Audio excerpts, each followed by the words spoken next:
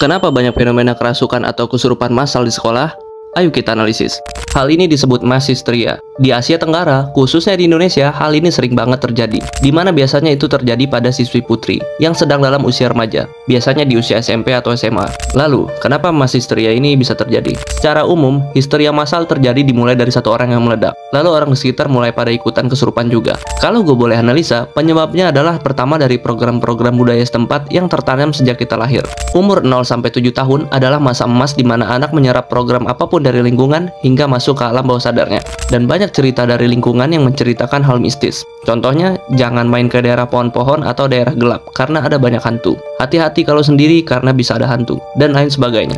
Cerita dan mitos itu jadi program pada anak, dan anak meyakini kalau banyak hantu di sekitarnya. Lalu penyebab berikutnya adalah hormon remaja yang di masa puber nggak stabil. Nggak banyak pendidikan soal bagaimana menyeimbangkan hormon atau seenggaknya critical thinking agar bisa berpikir logis. Lalu penyebab lain adalah depresi dan beban pikiran. Di saat remaja, hormon kita nggak stabil. Pikiran kita jadi suka labil. Lalu mungkin saja ada lagi yang tambah bikin kita emosional, kayak tuntutan keluarga, kondisi keluarga, bully dari teman-teman, dan lain-lain.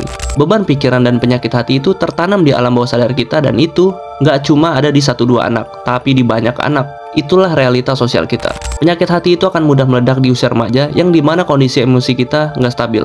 Karena gejala-gejala itu relate di banyak anak, karena punya kondisi alam bawah sadar yang mirip, maka anak lain yang melihat orang kesurupan itu terpicu untuk meledak juga. Lalu anak lainnya juga melihat itu dan meledak juga. Dan begitu seterusnya hingga kesurupan massal atau mass hysteria bisa terjadi. Nah, itulah menurut gua. Gimana menurut kalian? Coba diskusi di kolom komentar.